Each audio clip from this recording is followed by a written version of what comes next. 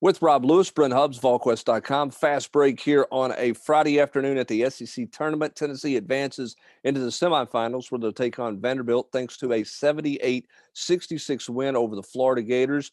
Rob, it started with Tennessee on the defensive end, and it finished really with Tennessee on the defensive end in this game.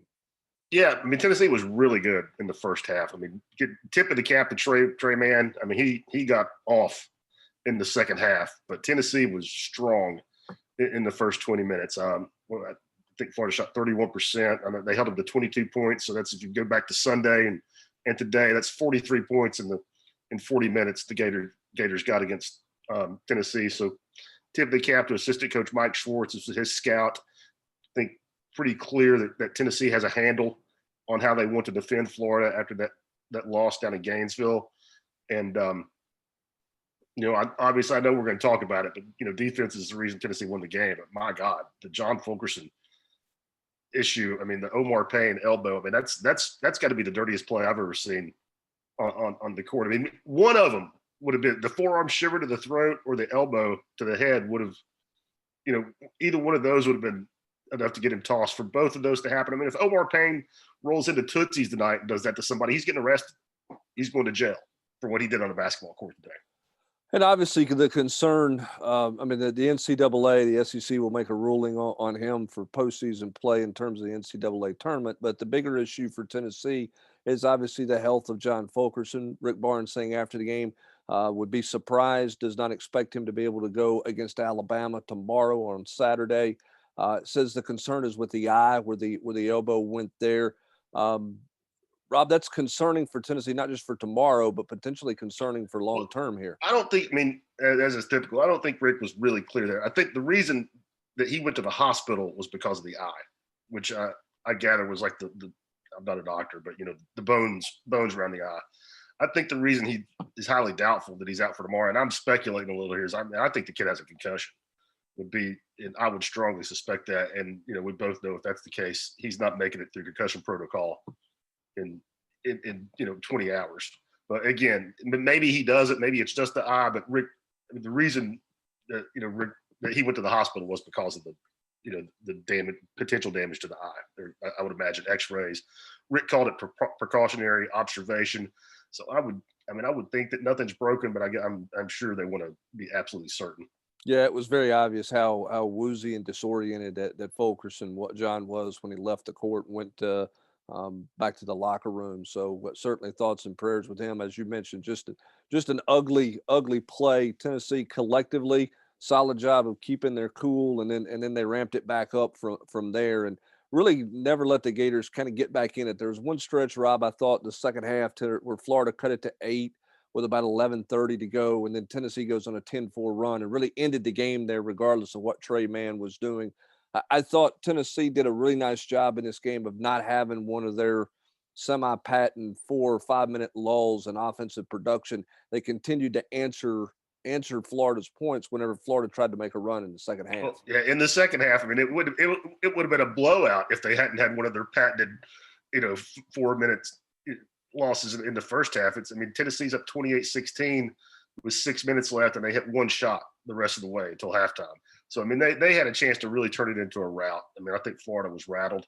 But yes, like you say, to their credit, they didn't have one of those in the second half when it felt like, Florida might creep back in. It never got to be a 20-point-plus blowout, but you never felt like Florida really, had the ball with a significant chance to cut into the lead, to make it a 6-7 point game where Tennessee might tighten up.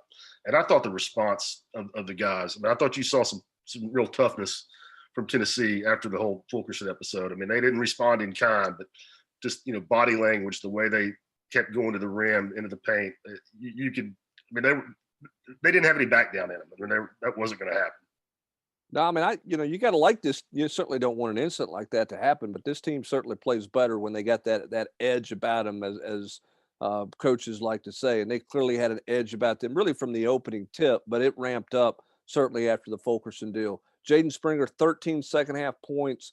Yves Pons with a huge day, 11 points, 8 rebounds, 9 blocks. School record. Yeah. Keon Johnson with 13 points, 6 assists. Josiah Jordan-James, 10 points, 9 boards, 6 assists in this game. out of those, Rob, which one's the most impressive day out of those guys?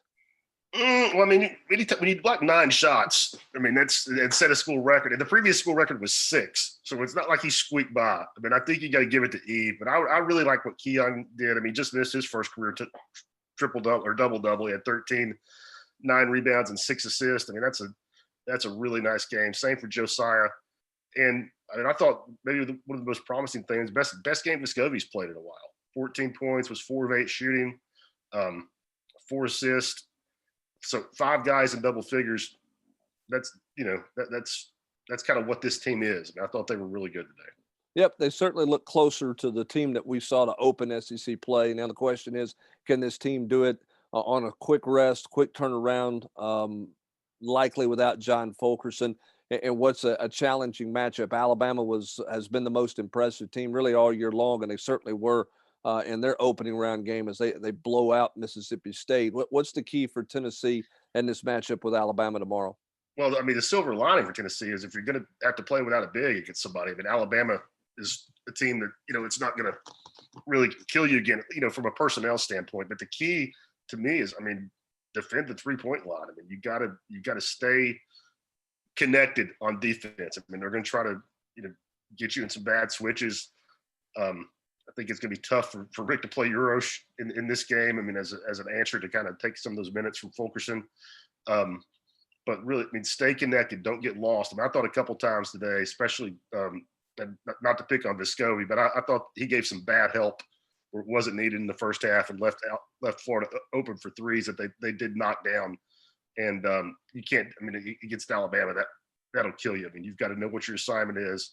You can't get sucked in. You got to keep guys in front of you. And for all the talk about Bama's 3-point shooting, I think that's what killed Tennessee in the first matchup was they weren't able to keep the ball in front of them. Penetration really, really hurt them.